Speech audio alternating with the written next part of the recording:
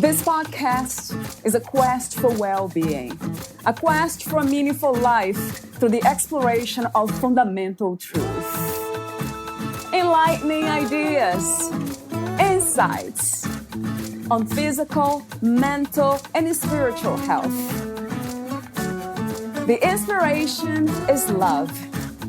The aspiration is to awaken new ways of thinking that can lead us to a new way of being well. Welcome to Body, Mind, and Soul Healing Conversations.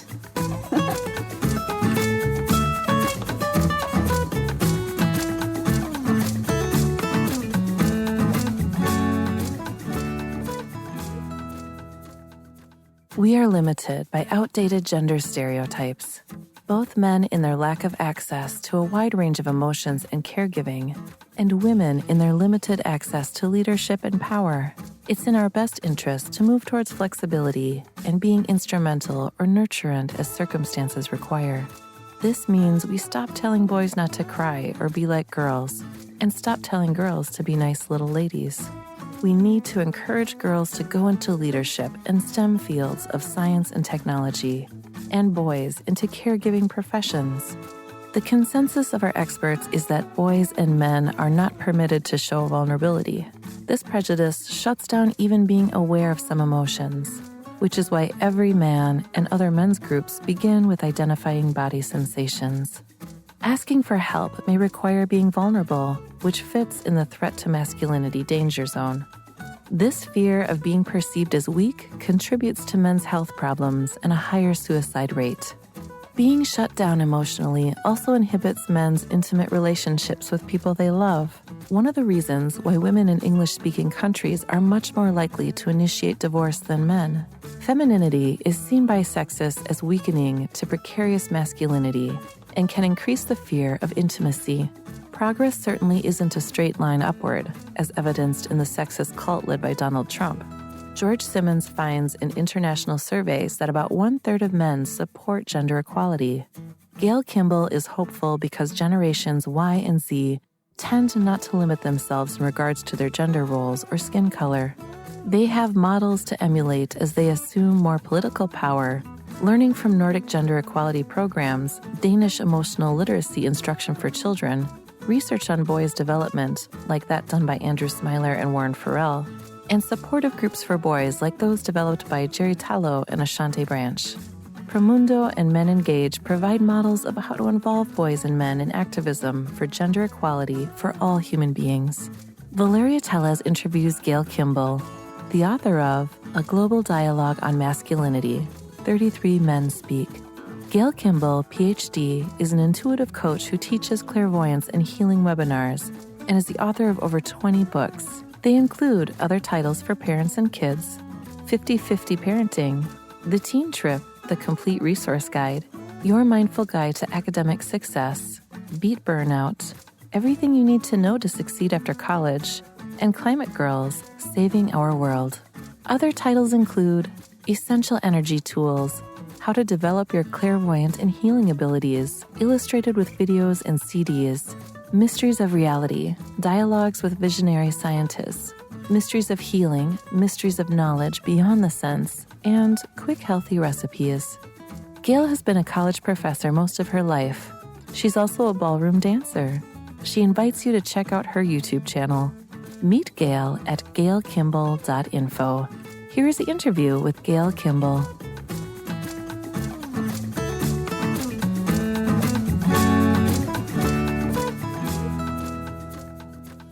In your own words, who is Gail Kimball? I am a hard worker. I was talking with a friend today that I take walk with, and he says at the end of the day, he goes through his AA checklist of, was I kind to people? Did I do this, do that? And the end of the day, I'm not proud of this, but what I say is, how much did I accomplish? It could be, getting the wash done or planting strawberries in my garden. So I would say that I'm kind of work focused, but I also love to dance and hike and do things with my grandson. So to answer your question, I'm a hardworking, curious person who is in movement. I'm a Gemini and like of different things going on around me. I think this is a good time to ask you a question about what's happening in the world today with this war. What is your view about the war between Russia and Ukraine? Well, it really ties into the book that we're discussing, A Global Dialogue on Masculinity, because Putin is the extreme macho, autocratic man. You know, he poses with his shirt off. Not that he's got that great of a chest, but he poses with his shirt off. He poses killing some animal. He poses scuba diving. So he really tries to get the message across that he is a manly man and hard versus soft. So to be able to kill people in children's hospitals and maternity hospitals and see the pictures of the scared children and, you know, the pregnant woman who died, you have to be totally cut off from your empathetic, tender feelings. So somehow he's been able to cut himself off from any kind of empathy or caring, which I guess makes him a sociopath, but also the extremes of masculinity. So to me, one of the advantages, the silver lining of this terrible, terrible war is that autocrats were gaining across the world. We had Bolsonaro in Brazil and President Xi in China and Orban in Hungary and Duarte in the Philippines and Trump in the US. And those guys were not only autocrats, they're male chauvinists. And they denigrate women, like Bolsonaro in Brazil said people who wear masks are fairies, as in gay people. So part of being an autocrat is being a sexist. Xi has a big campaign in China against, quote, sissy men entertainers. So I think we can look at this as the extremes of negative masculinity, a cult of negative masculinity. I guess that my follow-up question is the causes for that. I know in the book you discuss some of them, but I would love to hear, like, what are the main ones? What causes a man to have these distorted views of masculinity? Well, I think we can go back to 98% of human history. We were hunters and gatherers, and we lived in egalitarian, democratic little bands of people. And the people who were revered were talented, skilled people, older people who knew that there wasn't like a head man or there wasn't a boss. So for most of human history, we didn't have that cult of masculinity. Men were happy to hold the babies and tend the children. So Karl Marx would say that capitalism arose with agriculture, settled life, wanting to pass on your accumulated property to your heirs and thus control women so you know who your heirs were for sure.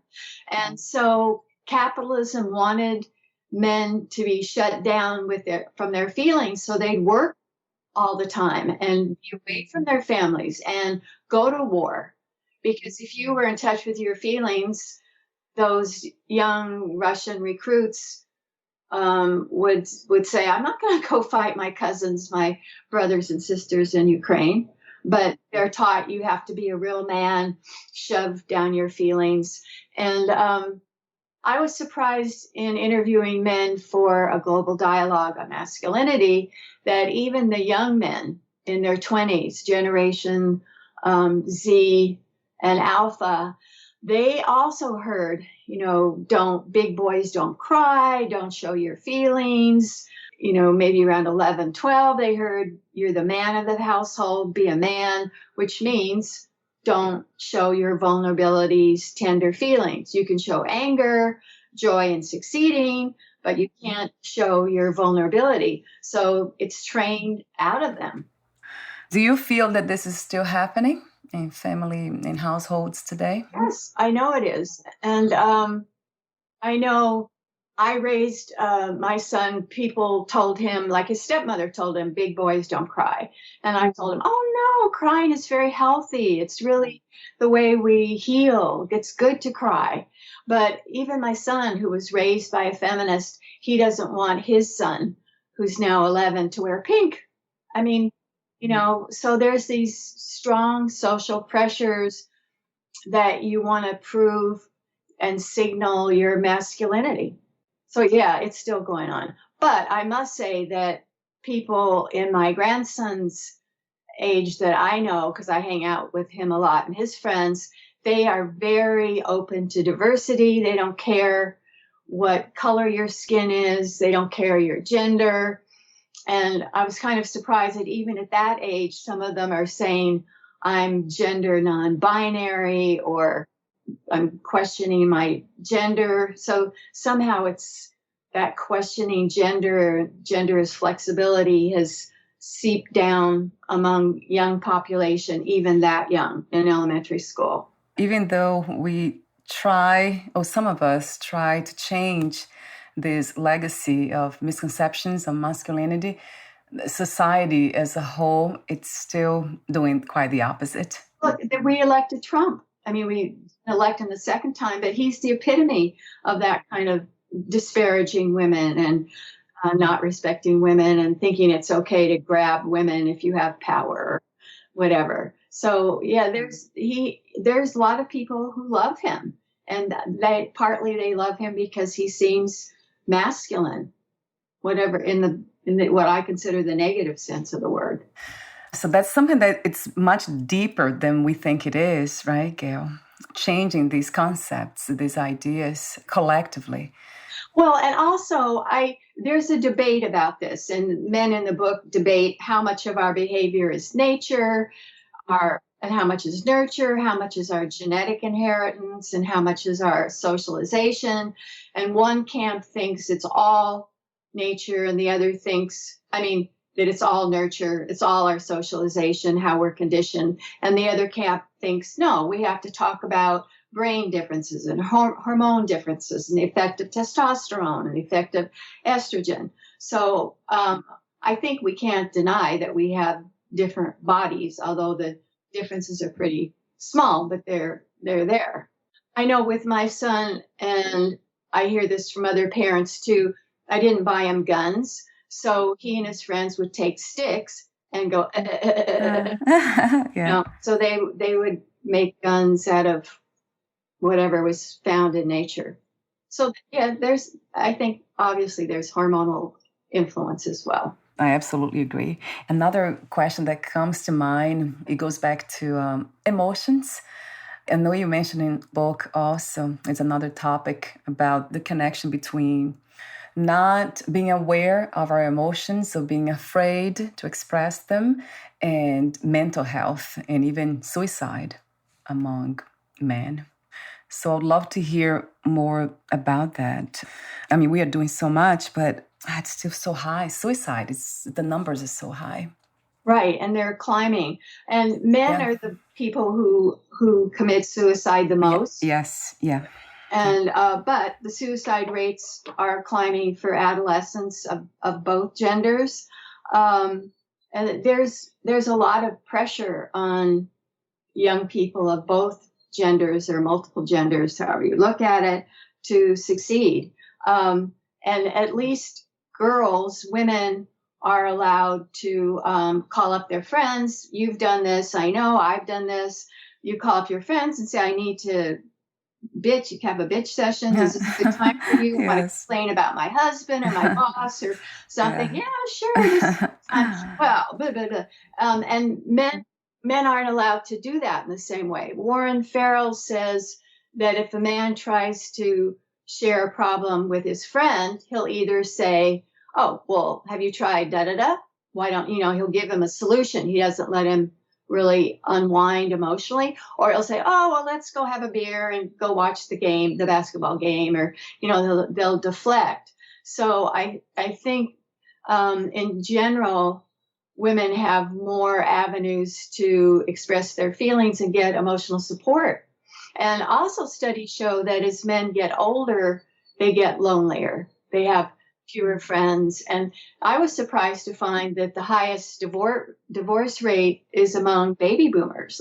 I was doing research for my book on happy marriages, long happy marriages, and I didn't expect that.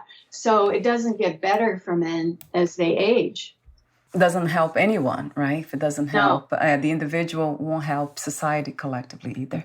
And I think what we need to do is look for models of programs that educate boys as well as girls about feelings. And Denmark comes up a lot of having programs that start in preschool where they help kids identify and name their feelings. I'm feeling sad, I'm feeling lonely, I'm feeling rejected, or whatever a preschooler feels. So I think the solution is to have educational programs from preschool, kindergarten on in emotional literacy and how to talk about your feelings, how to resolve conflicts, how to deal with bullying, how to deal with peer pressure.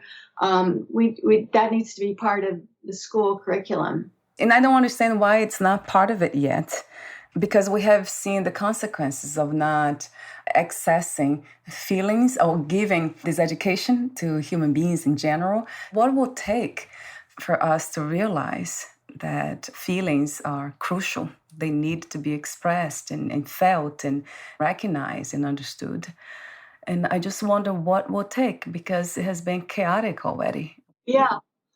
I'm hoping that Putin and the downfall of some of the other autocrats like Trump and Bolsonaro will make the point, the negative point. This is what happens when you have unbridled extreme masculinity. I was curious about what kind of female influence Putin has. So what I saw when I looked it up is he was married and divorced, had 2 daughters, and then he has maybe 3 children with his mistress who lives in Switzerland, who's a very young, beautiful champion gymnast. And supposedly they have 3 children, but she lives in Switzerland. So I can't imagine that he has any tender, loving women around him to soften him and say, Vladimir, you're killing children in Ukraine. Stop it. What do you think you're doing? I'm not going to have sex with you anymore if you don't stop this. That would be incredibly helpful, I would say. Yes, that is funny but true. He needs that. Gosh. Talk to me for a moment, Gail, about feminism and how that affects these views of masculinity and how the men kind of see themselves. I wonder if there is an effect on men from feminist ideas and concepts. Well, there's many different branches of feminism, and I talk about that in my book called Brave, Young Women's Global Revolution. The radical feminists of the 60s and 70s tended to really emphasize that gender is created by our socialization, and that it's flexible and it's not given biologically. And so that's influenced men too to have more freedom, that just because I have a male body doesn't mean I can't knit or I can't cry at a movie or I can't be nurturant. And I know that since I wrote my books, 50-50 Marriage and 50-50 Parenting, decades ago, things have really changed. It used to be that if a man was with a baby or a child in the park, people would think he's a pervert, or, oh, that's so nice, he's babysitting for his wife. But it wasn't widely seen. And now, as you know, it's totally different. You see men and little kids all the time, and no one thinks they're a pervert or that they're helping their wives.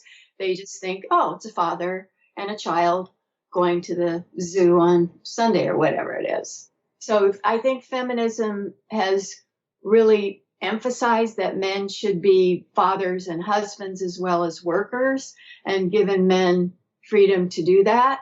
But I must say that there's plenty of men today who are afraid to take father leave from work, that they'll be considered not a serious worker. They won't be as likely to get advance. So things are really slow to change in some ways. But on the other hand, it's radical change in terms of men being proud to be fathers and husbands and boyfriends, not just athletes and breadwinners. Success. The women's movement said, okay, women are trained to be sex objects and men are trained to be success objects. In your book, you mentioned one of the topics is the differences between feminism and equalism. In the men's movement, there are different branches, and there are pro-feminists. And some of them, like an organization called National Organization of Men Against Sexism, they call it NOMAS. Some of those men, or men in the Psychological Association for the APA, they don't want to talk to men. They consider men's rights. Leaders like Warren Farrell, they don't want to even talk to them. So that was one of the purposes of the book, and was to get them talking. And we did one webinar with men from these different branches that's on my YouTube channel, and I'm doing another one with men from the book on April 30th. And so, like Warren Farrell, he is called a men's rights activist because he thinks that men often get cheated out of access to their kids after divorce. And he wrote a book called The Boy Crisis, where he says how much boys are hurt by not having a father in the household. And so he says he's not a men's rights activist. He believes in gender equality. So the feminists emphasize ways in which women are hurt by the patriarchy, and the gender equality leaders emphasize that we need to consider both. One of the people in the book, Jack Kammer, calls himself a counter-feminist. So he says he's not anti-feminist because he believes in equality and equal rights for women, but he thinks men get shortchanged, and so then he's a counter-feminist. What is your vision, Gail, for the future? Future meaning 10 years from now, 5 years from now. Do you see a much better resolution when it comes to gender equality? I think that I'm encouraged when I see young people. Like I mentioned, the elementary school kids that I know, they don't even think, oh, that kid has black skin. It doesn't even register. It's not a big deal. She's a girl or she's non-binary, whatever. So they really, my grandson divides people in terms of their interests. So he's in the clique that is the imagination clique.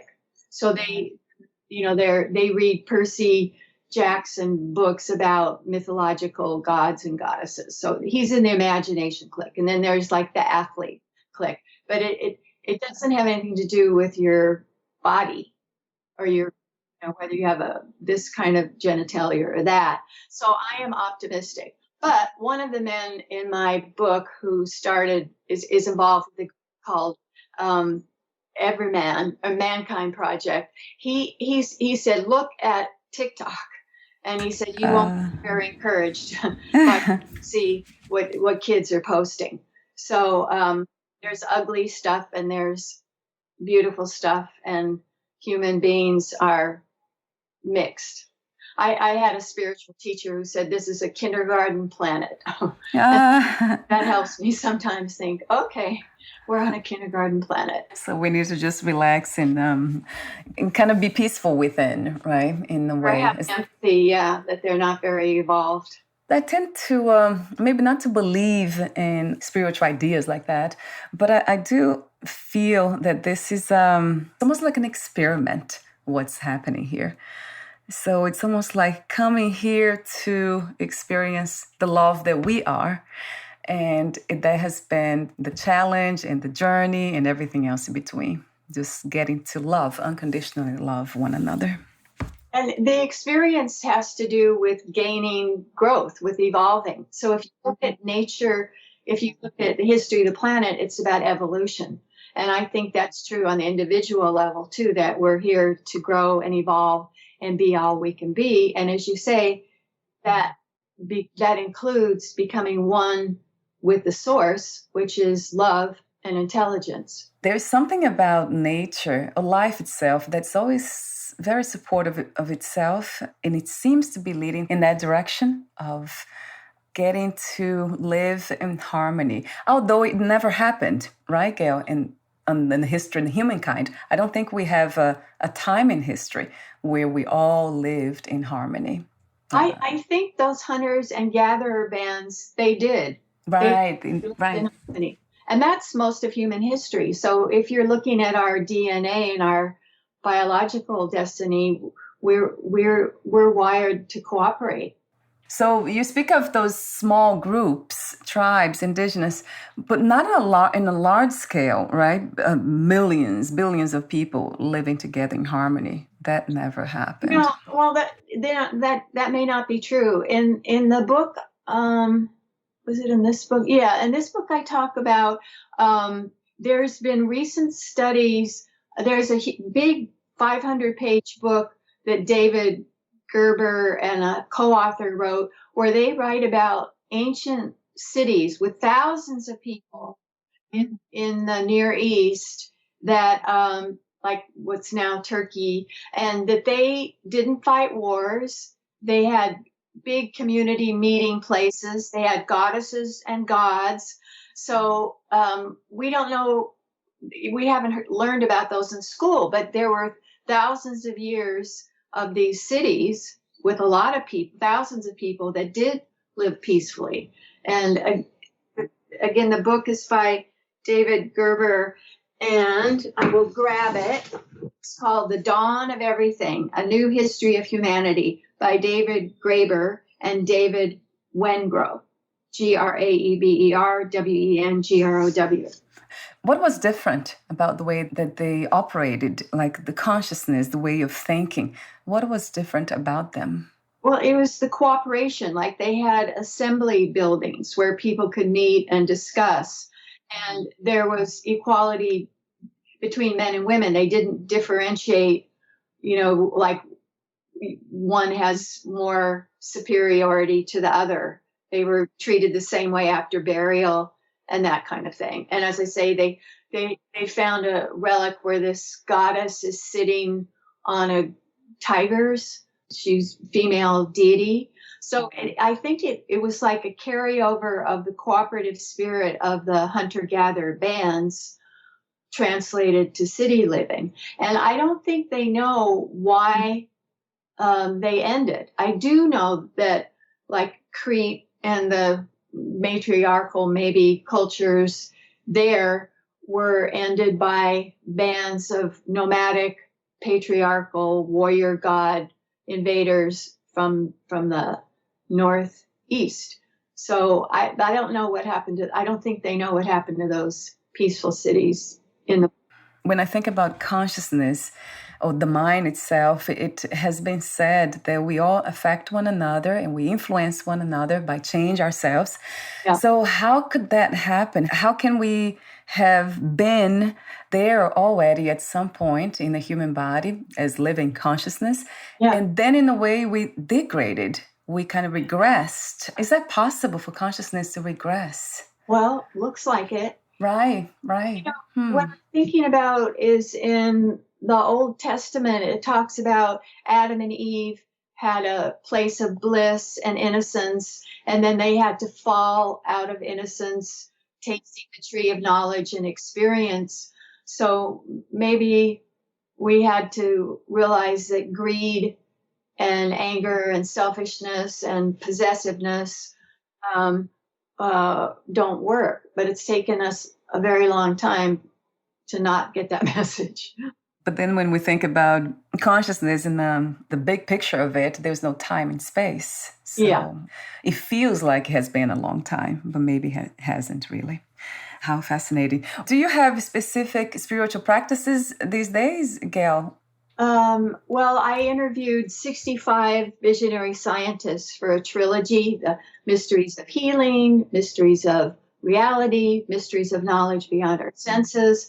And so I learned from that how powerful thought is, consciousness is, and how we affect the Earth's electromagnetic field, and it influences us. And quantum physics tells us that there's an information field that connects all. But basically, my belief was formulated in high school when I read Houston Smith's Religions of Man, and the Hinduism and Buddhism chapters taught about karma and reincarnation, cause and effect. And that's what I believe. I believe we're here to grow, and that what we do comes back to us. And so I have a daily meditation practice, and I teach a Zoom class every 2 weeks where we do healing and clairvoyant work. And that's described in my book, sorry about that, and Essential Energy Tools, How to Develop Your Clairvoyant and Healing Abilities. Do you believe in mind continuation? That whatever we do here, we come back and kind of relive it? And I think there's scientific reason to believe it. The University of Virginia medical doctors like Ian Stevenson, they've collected over 2,500 reports of children who remember their past lives very specifically, very concretely. So I think that there's evidence from that, and from people who have near-death experiences, and they talk about meeting relatives on the other side while they were dead, and being greeted by a being of light and reviewing their life to see what they've learned and didn't learn. So I think there's a lot of, at least anecdotal, thousands of case studies that show that spirit does continue. And in my clairvoyant work, I've communicated with people who passed on. So, wow. Talk to them. I think I tried to have some of these experiences just to kind of confirm, because I already believed in them.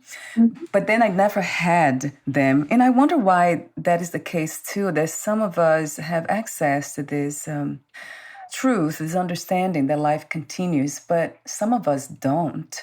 Have you had any insights on that? Well, I think on some level, it doesn't matter what happens in the future. What matters is that I try to be a good person now.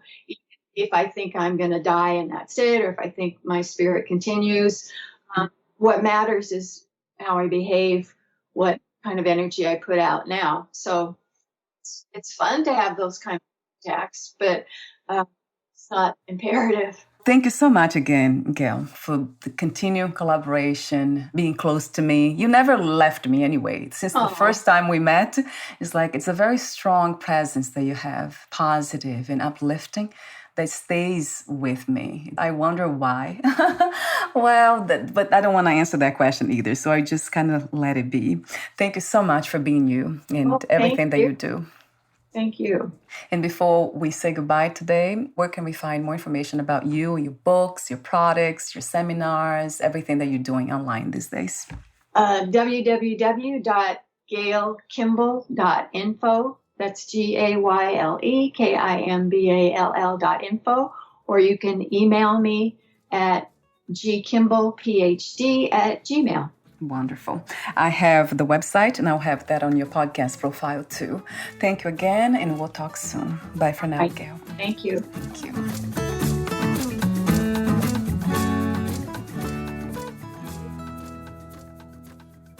Thank you for listening. To learn more about Gail Kimball and her work, please visit gailkimball.info.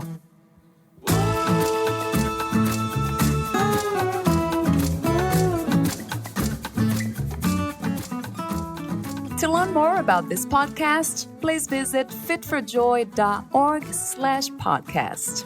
Thank you again for listening, and bye for now.